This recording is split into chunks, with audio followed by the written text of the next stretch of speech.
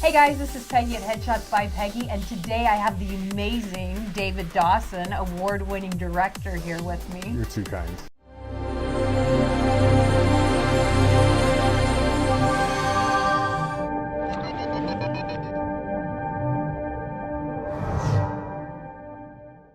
So, David, what are we going to talk about today? I don't know. Whatever you want to talk about, Peggy. Well, you know what I talk about. I can spin anything that you want to talk about into why people should get headshots.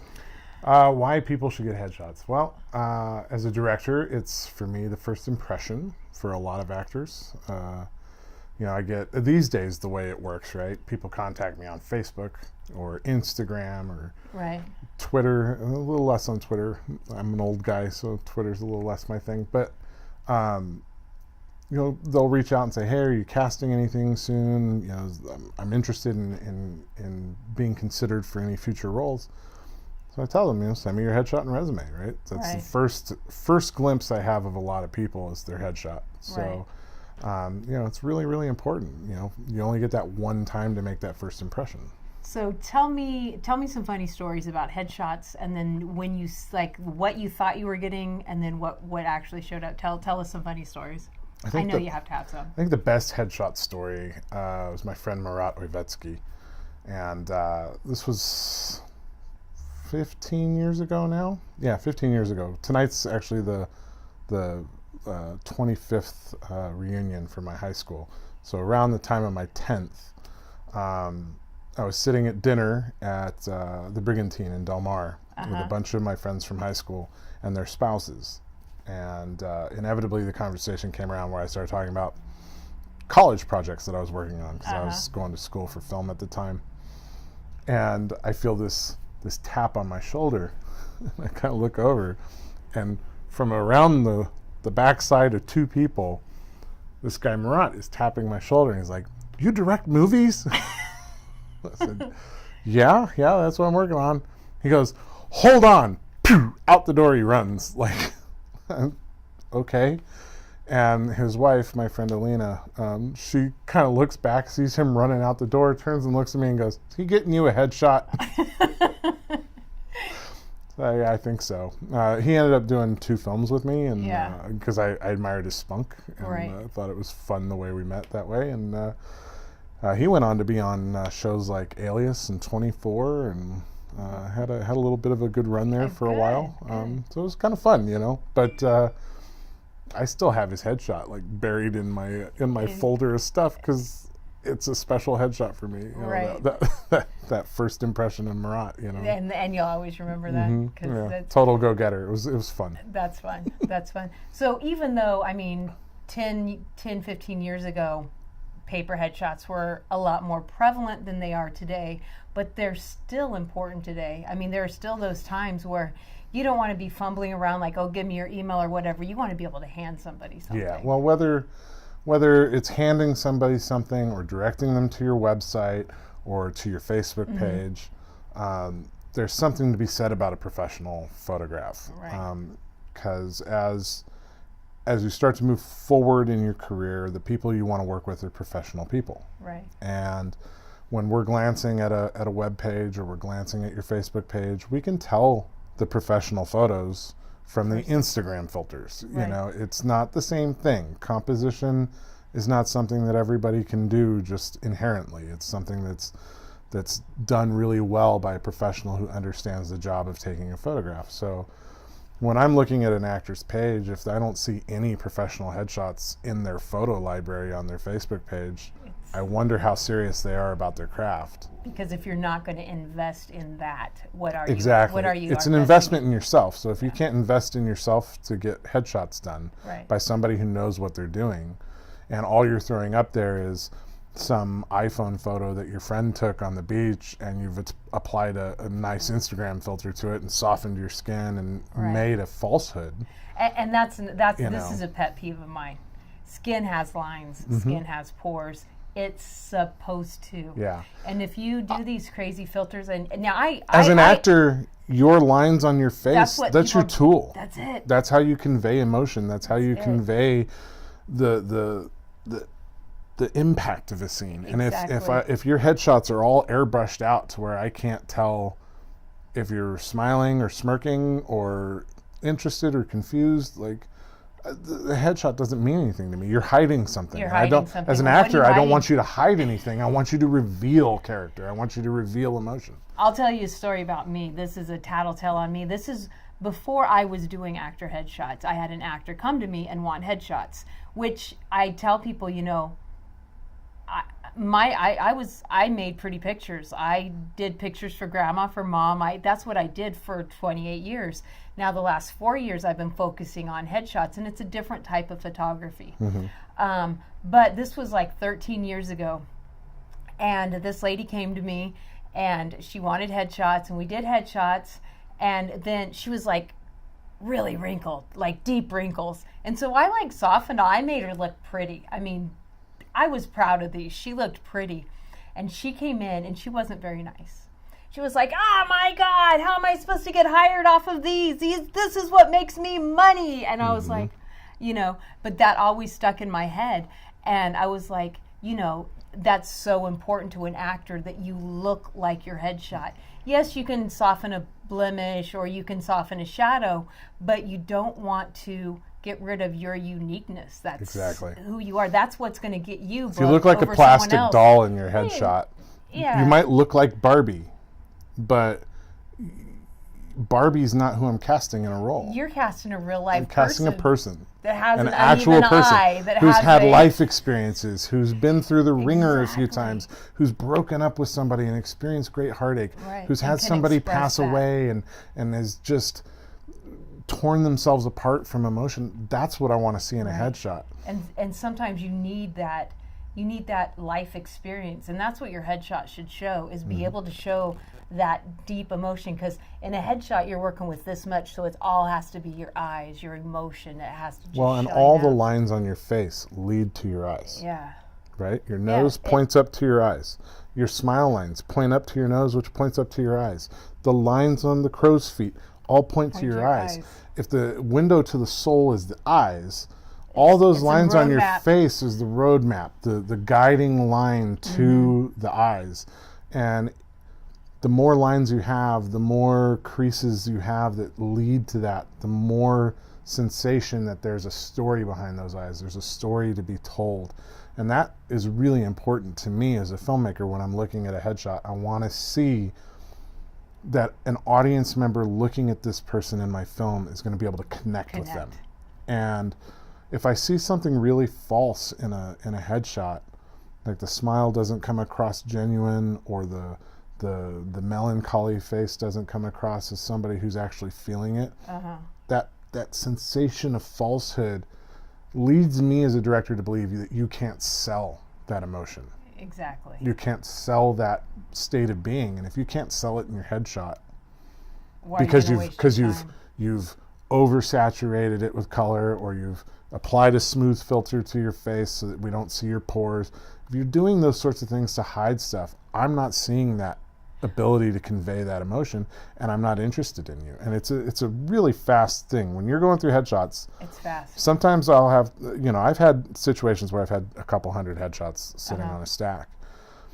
You don't have time to spend 10 minutes looking at each headshot. Like, you are flipping through them really fast. So if you're just a plastic face, I'm not even going to stop for a moment to consider. Not only that, but I feel like when people put too many filters and too much work into it, it shows a low self-esteem. They're not confident. They're not confident in their ability.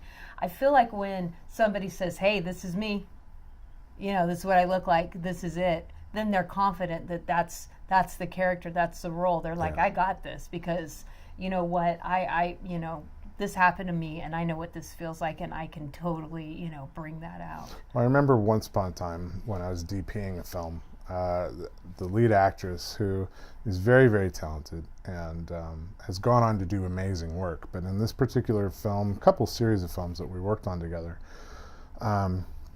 she had this thing about this crease between her eyebrows that she would spend in between takes going like this, like trying to rub out this crease in her forehead. I kept asking her, what are you doing? She's like, oh, I want you to tell me, you know, if I start doing that crease thing in my forehead, because it's really ugly and I don't like it and I don't want it to be on camera. And I said, but that's what conveys a lot of the emotion in the scene. So if you're not moving your eyebrows to avoid having the crease between them, you're not conveying everything there is to convey in a scene, and we're not getting out of you what we need. Yeah, but it just looks so bad. I just, you know, she was so obsessed about it. Right. Flash forward a few years later, she's working with some other filmmakers and seems to have gotten past that. And the level of performance work that she was able to achieve once she kind of seemed to get over the contortions of her face, it was night and day. Yeah. You know, and she's turned into a really, really amazing actress that I admire, and I'm happy I had a small role working with her once upon a time, you know. But don't obsess so much about age and the lines on your face. That's the stuff that tells a story. Yeah. That's the stuff that any good director is going to tell you they want to see. I remember when I first met Merrick, I was like, you know, I don't trust actors because actors lie for a living. And he looked at me with the most shocked look. He was like, no, we tell the truth. We're the most honest people that you'll ever know. And I think that good actors understand that. Mm-hmm. They're not out there trying to be something else. They're bringing out the real and letting the real, that real part of them. They're telling truths. Yeah. As a director, when an actor's having a difficulty connecting with a scene, my job is to help them find the personal truth of theirs that connects them to the piece. Because it's just performance if they don't believe it in some way. Right. So they have to find that personal truth. And so Merrick's comment that they're the most truthful people around, it is true. They're portraying fictional characters or they're fictionally portraying a real person, but they still have to connect to it on an actual real level where they believe the emotion they're conveying. And they either use some tricks where they, you know, pull out of their own personal experience and they try to tap into that old emotions, or they use experiences in their life to educate themselves to relate to what a character's going through so that they make it real for them and they make it truthful. And that's when an actor can figure out how to do that. That's when they take off and they go into that next level. That's where that next level happens. Is when they realize that it's honesty and it's real. And you know, when I'm doing people's headshots, I'm always taught. People think I just talk because I like to hear myself, but it's really me connecting to the person and then getting to know them. It's the rapport between you and the person who's standing in front of the camera. And sometimes let's face it, we're all a little nervous when we sit in front of a camera, you know. And a good photographer helps you kind of like forget those nerves, that the camera's there, get into the conversation, and a good photographer will help you find that smile, to help you find that thoughtful pose just by having conversations with you and making you naturally hit those moments, and they capture it. Exactly. and be ready, you know. I had a young talent in here right before we started, and she's like, I really want, you know, some deep emotion, you know. And again, she's young. She's like 13, so she hasn't had a lot of, you know, hard knocks, you know. But, you know, I say that, but, you know, high school and middle school is brutal, you know. So, you know, I'm just talking to her and I'm, you know, asking her about her friends. I'm asking her about stuff. And then all of a sudden you could see it clicked where she was like, oh. And then her whole continent, you know, everything on her face, everything changed. And I'm like, you know, and it's like boom, boom, boom. And, you know, we came back inside and I showed her mom. Her mom was just like, wow. Yeah. You know, and it, you know, it just takes that second for them to realize, oh yeah, I do have that in me. That's, well, it's interesting you're talking about working with a 13-year-old. You know, if you're working with a child actor, yeah, their life experience is minimal, but that doesn't negate the fact that they've had experiences. Exactly. And while their personal experiences, their personal triumphs, their personal regrets may be considered small compared to an adult, but it's still it's their truth. It's their truth. It's their truth, and it is the world to them. Yeah. And when you can kind of figure out what the smaller thing they've been through equates to a large emotion for them, that's when you can really tap into helping them out with a role. And you know, it doesn't matter what age, you know, we all have our truths. We all have our own truths. And, you know, sometimes it takes a minute for people, but I think the successful actors realize that, and that's what I try to do. And behind the camera is, find that, help you find that. And, a lot of times people say, wow, after, that made it easier. I like the photo session actually made the job easier because I realized what you were doing and, kind of was able to go there that way a little bit easier. So yeah, there's lessons to be learned everywhere. There's lessons photo to be learned session at the grocery can store. take you over to the set. Things, you go to a grocery store. I mean, anywhere I go, I'm watching people. Right. So as a director, for me, every experience is an opportunity to educate myself in the human condition. That's true. And that started for me with my father. When I was young, real young, as far back as I can remember, we'd go to airports and just sit.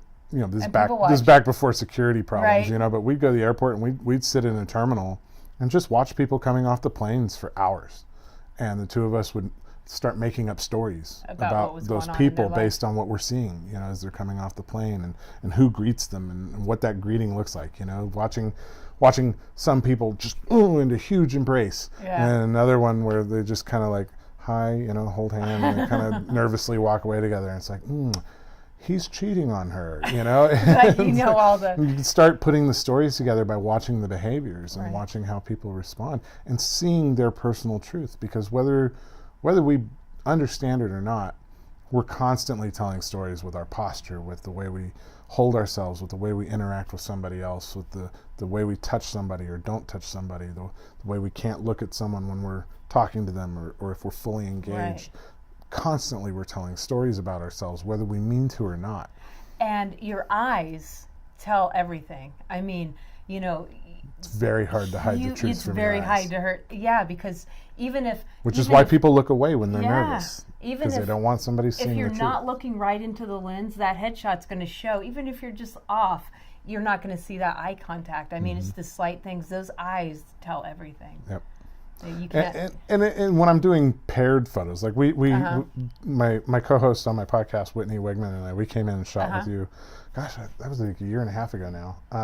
It's almost time to do it again. That was really fun. But we did a whole series of shots where the two of us were together. And one of the things that I kept wanting to do was have one of us not looking at the camera. One of us looking off into the distance or, up into the sky. And for me, that's always kind of like, if one person's really focused on the lens and the other person's off looking somewhere else, there's a little bit of mystery in the photo. Right. It's like, what's going on there? What's going on with these two? What's the story there? What's the story? What are they looking at? Why is he so intent on looking right at me, and why is she looking off to the distance? I just enjoy those kinds of photos immensely. And for me, the kind of realization of that kind of setup for a photograph was U2's Joshua Tree, the album cover. When they're standing, the four of them, and Bono's just like looking off to the left, and the Edge is looking right at the camera, and the other two are kind of looking at the camera, but not as intently. Like the Edge is really intent, and Bono's looking off to the side. And I remember going, "What is Bono looking at?" Yeah, what's going on over there? And it for me, it was such a revelation. And if I can hide my eyes from somebody or divert my eyes to some other thing, I'm controlling the narrative of the photograph. Yeah. And I'm controlling the narrative of a scene. And when I'm directing film, I try to remember that when I'm blocking people within a frame. If I can have a character kind of looking past the camera, not straight into it, but like just past it, where the audience kind of sees them, but they're not looking straight at the audience either. And it's like this weird thing where you feel like you're in this intimate moment, but I'm not really letting you in, and it can be so powerful just where you have somebody looking, because those eyes are so important. Yeah. And where you have them pointing, like if you want to feel really creeped out in a movie, have somebody stare straight down the lens. It's weird. Yeah. The power of the eyes. But all it takes is just a little millimeter or two difference, and it totally changes the course of a scene.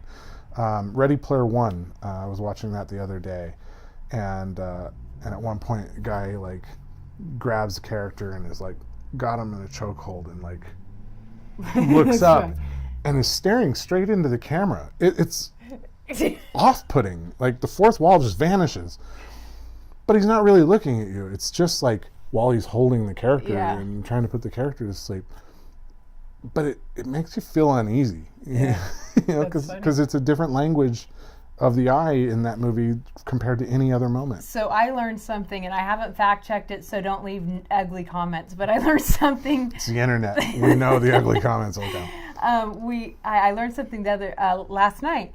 I was at a gallery opening. I was talking to some random person, and we were talking about she had been on a safari, and I said, "Well, what was the most amazing thing you took away from there?"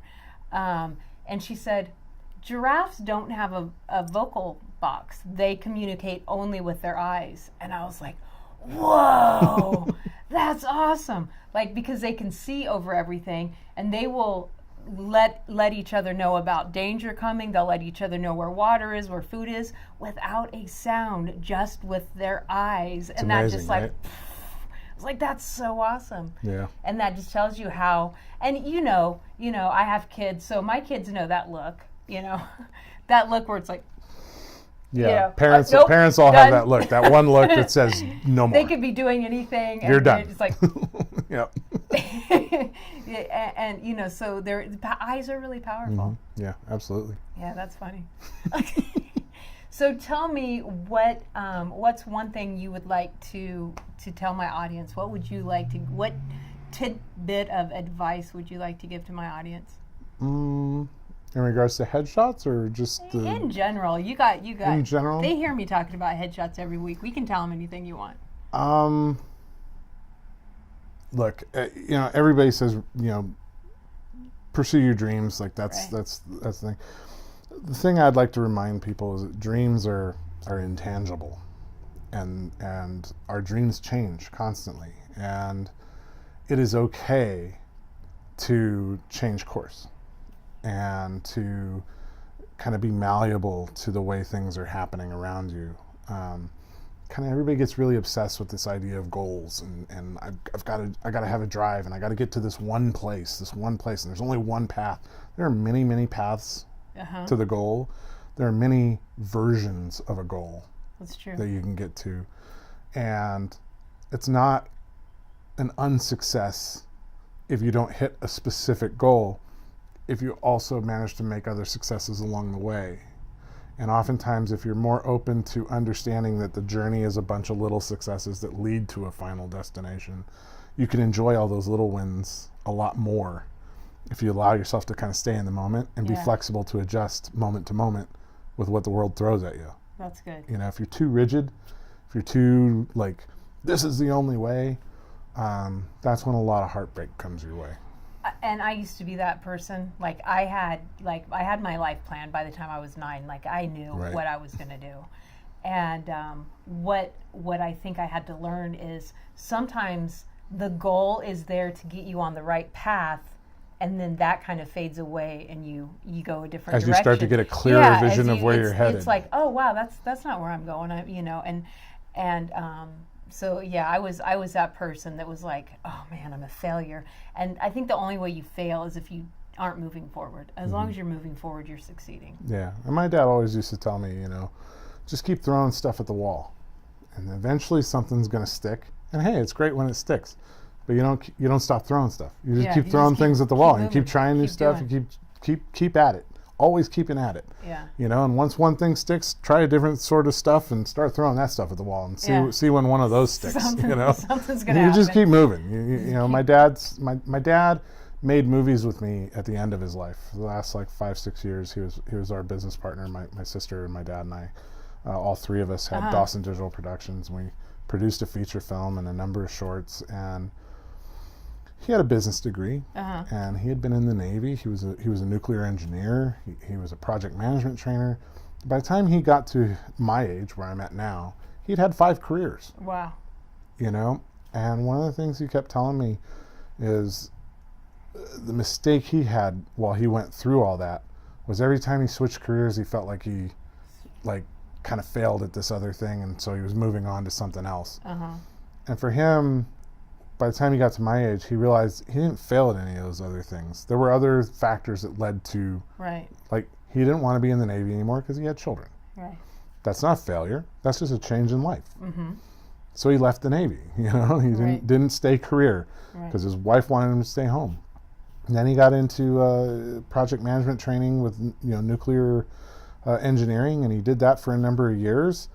And then his company wanted to close down their West Coast operations and move everything to Maryland. And so he had a decision to make about moving to Maryland or staying here, where his children, specifically his youngest, my baby sister Laura, she'd been in the same school district her entire run, and she was 2 years away from graduating high school. He had to make a decision. Do I move my daughter out of high school, in the middle of high school, and all these children that she grew up with since kindergarten? Right? Like, or do I let one of my children have a stable life all the way through, And so he left that job and went into work for himself. And at the time, he viewed it as a failure to continue on that path that he'd been on. But as he got older and started thinking about things and watching me struggling with my own careers, so by the time I became a filmmaker, it was my third career. He very much had an opinion of, it's not a failure to move to something different. It's just a matter of shifting your direction based on the stimuli that's coming in. And I bet, I haven't talked to you about this, but I bet there are things in your past careers that help you in your... Everything I've ever done helps out with what I do now. And even just one-off jobs. Like right after high school, I worked in Alaska on a boat.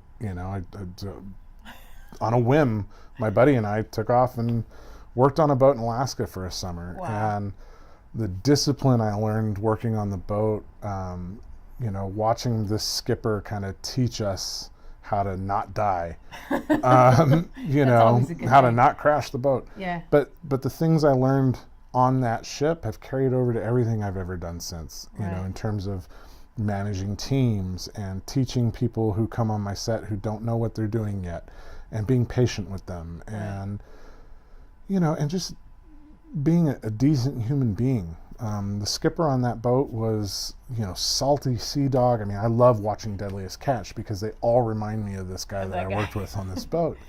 And I was terrified of him when I got on that boat. And I try to remember that sensation when I see new people coming on my sets, how terrified they may be. Or I like to reach out and have college students come work on our sets. So like our recent film, Forever My Love, we partnered up with Palomar College and had a number of students from their radio and television department come work on the film.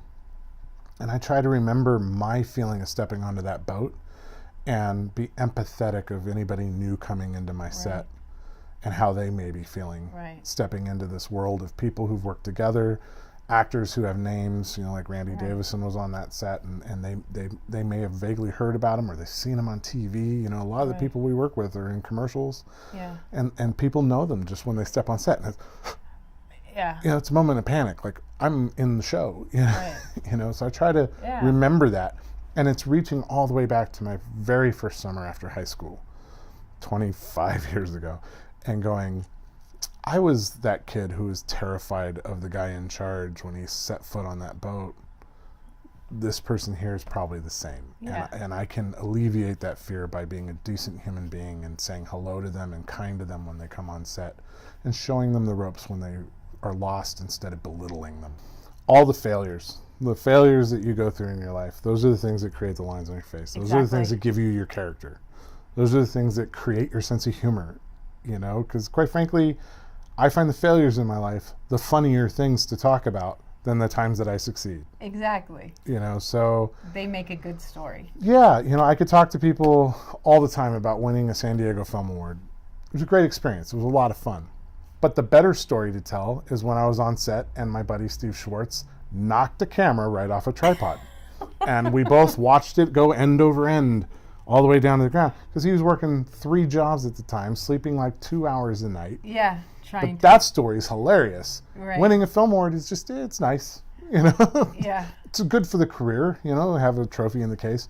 But boy, talking about Steve dropping a camera right in front of me is always gold, It's the stuff that makes me happy to talk about. But it's those failures, it's those moments, it's those things that you make a mistake and something bad happens, but later you can look back on it and smile and understand that you learned a lesson. Steve learned to be very, very careful putting a camera on a tripod when he's tired. Right. It's like, it seems like a dumb lesson to learn, but it's one he had to learn, And if you work with cameras, you're gonna kick a tripod. It's gonna happen. You're gonna kick a tripod. You're gonna knock an umbrella in the door. Yeah. Those are the funny things, and those are the things that you enjoy talking about later. And right. So don't be afraid of failure. Failure is what creates the stories in life. It's what creates the kind of joy in life after you get over feeling bad about it. But embrace it. Embrace it and grow, because without the funny stories and being able to laugh about it, you're not going to grow. And being bitter doesn't help you. It doesn't help the people around you. Yeah. It doesn't help your career.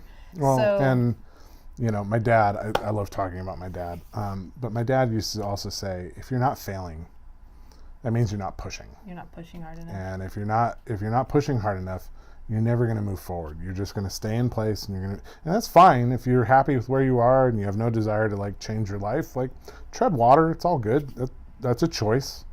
But if you want to continue to move forward and you want to continue to grow and you want to be something different and evolve as you move through life, you're going to fail at things. Yeah, I mean, that's good. It's good to fail. It's good to make efforts and do. I try things in films all the time that may or may not work. And I'll tell you many times where I turn to the film team. I turn to my sister and my brother-in-law, who are my two primary film partners, and I turn to the rest of the team and I'll be like, "Hey, we're going to make it rain during this car accident scene." And their eyes all get big and they go, "God, why do we have to do that?" And I'm like, "Because you don't want to do it. That's why we need to do it, because it makes you uncomfortable, because it might not work. It might not work. That's why we need to do it. But if it works, it's going to be so awesome. It's going to be golden, right?" And I bring that one up because that's the film that I won a Best Directing Award for. Yeah. But I pushed my team so hard on that movie. Yeah. Merrick's in that film. Yeah. I pushed them so hard. We went to Idlewild to shoot. We made our Toyota Echo look like a crash victim. We raided a junkyard for parts, replaced good parts with old beat up parts, smashed the hood, put this car up against a tree, and it's convincing. It looks like it got smashed up. That car's still driving today. It's got almost 200,000 miles on it, but it looked like it was totaled in the movie. And it was a lot of work, and it was so much effort, and everybody just kind of kept questioning me along the way, do we need to go that far? Do we have to push so hard? I just kept saying, the fact that you are uncomfortable doing that, we have to keep doing it. Yeah. We have to keep moving. And a week out, I'm like, we're going to make it rain. They went, what? And we had to build a system to make it rain on this car. We were out on a ranch, in a ranch house, kind of off the house. It wasn't easy to make it rain out there, but we figured it out.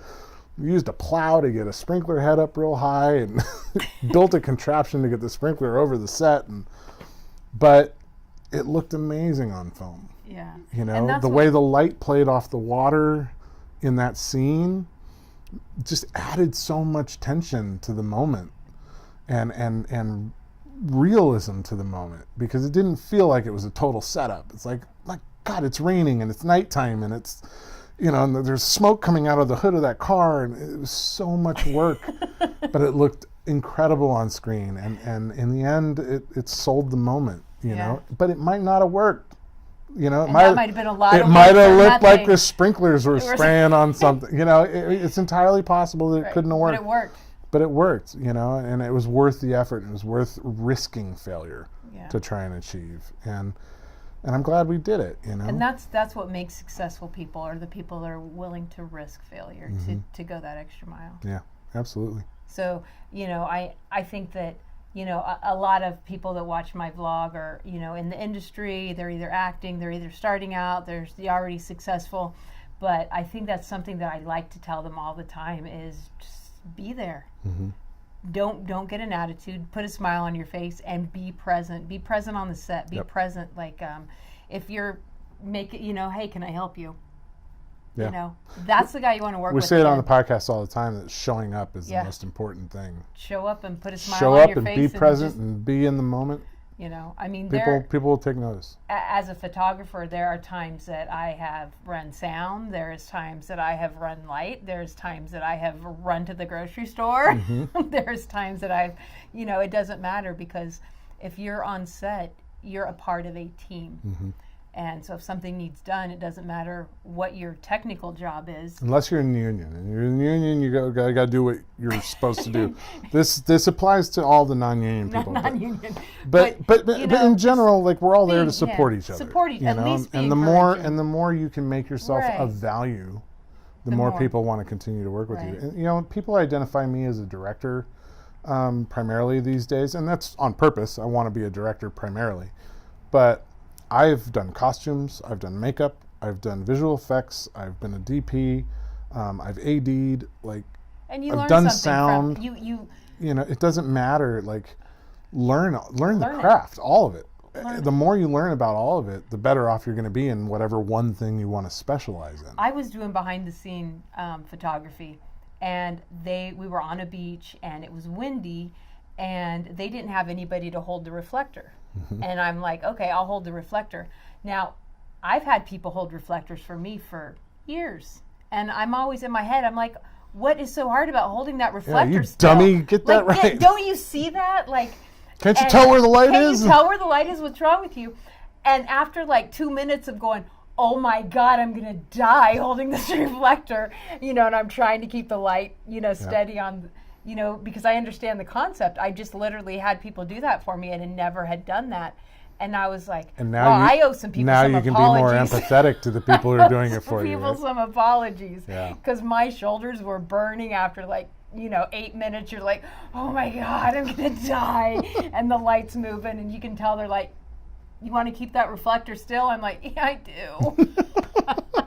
So, you know, and the more jobs you do, the more you understand everybody's job and how important everybody's piece of the pie is. Yeah, and it's not to say you have to become an expert of all the different jobs. But you're just having to have a moment of experience in as many of the different fields that you interact with during the day, the better you're going to be in interacting with them and understanding and being empathetic. I love to learn stuff. You know? Like, I love to learn stuff. So to me, it's fun. It's like, wow, I'm glad I'm a photographer. I don't ever have to do that again.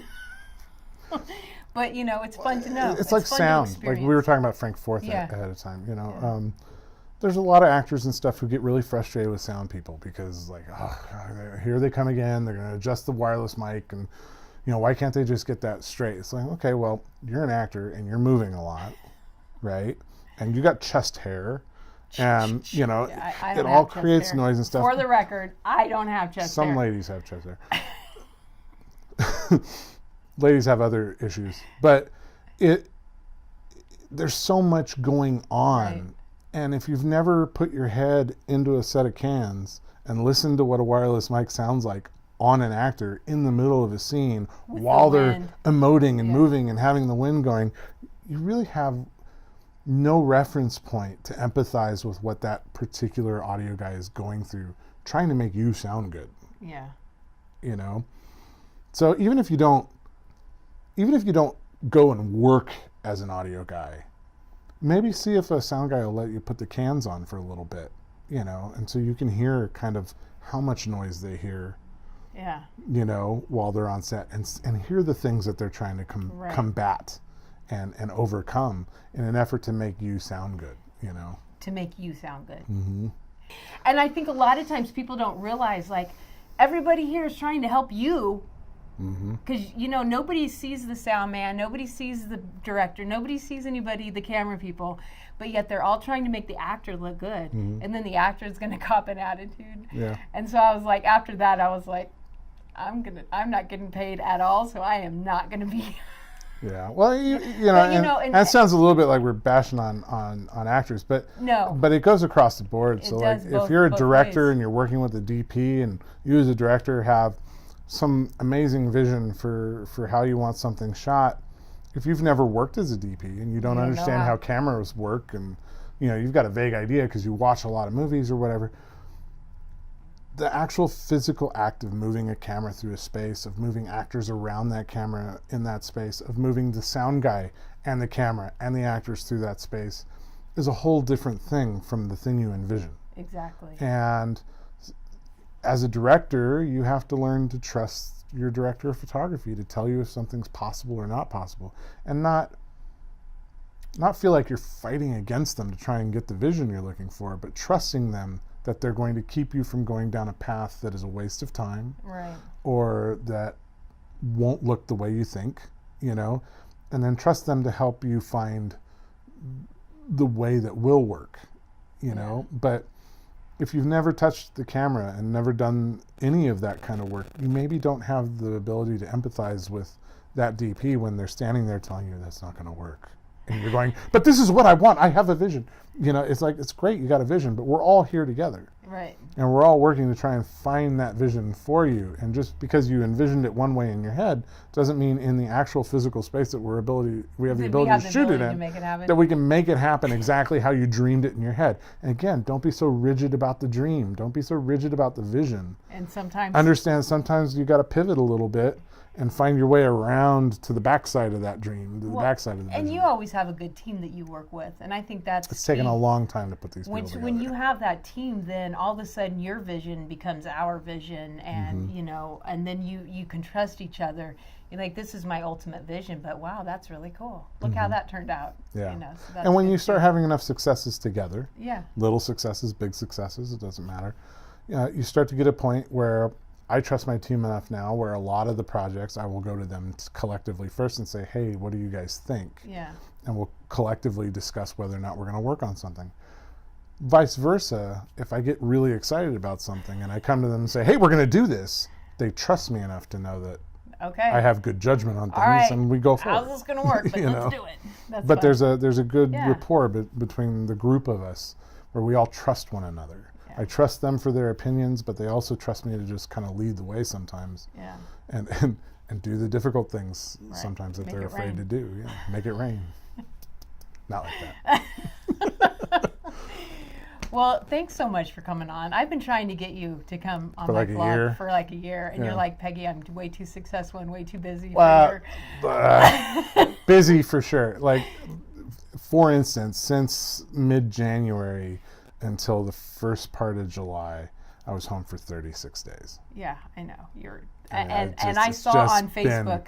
Crazy. I saw on Facebook you were in town, and I messaged you. I was like, okay, I've got a window. How are we going to make this happen? And you did, so thank you. Thank you for doing my that. pleasure. Really I'm sorry we couldn't make it happen sooner. But, that's all right. Things work out when they work out. Things always work out when they work out. Well, I really appreciate it, and I know all my viewers appreciate having you on here. So if you have not yet subscribed to my YouTube, make sure you go to YouTube, subscribe. Now, I know you have a podcast. I'm going to put all the links down there. Your podcast is fun, obviously. Thanks. Anyway, so I'm going to put a link down there. Do you have a YouTube channel? Where else should people find you? Yeah, so the podcast is the IntelleXual Podcast. That's intellectual with an X. It's intellect and sexual combined because intelligent conversations is sexy. You can find that anywhere you can find podcasts: Apple, Google, iHeartRadio, Spotify. We're on all of it. You can also go to the website, theintellectual.com, and we do have a YouTube channel. We don't do a lot of stuff on our YouTube, but there's some fun stuff from Comic-Con last year, and we've done a bunch of red carpet coverage and whatnot, and that's youtube.com/intellectual network. Okay, and I'll have all the links down below so they can let you out. And you say you're not a big Twitter guy, but you do. I'm on Twitter. You're on Twitter. David S. Dawson. I'm on Instagram, David S. Dawson. I think there might be periods between the S and D. I'm on Facebook, David S. Dawson, or the real David S. Dawson for my professional page. I'm around. You can find me. It's not hard to find me. Yeah. David S. Dawson. You look that up, you'll find everything. Find everything. Find you, stalk you in a good way. I checked my Google this morning. There's a whole lot of information. That's awesome. Anyway, guys, thank you so much, and share this. Leave me tons of comments, and most importantly, have an amazing week. I'll see you next week. Bye.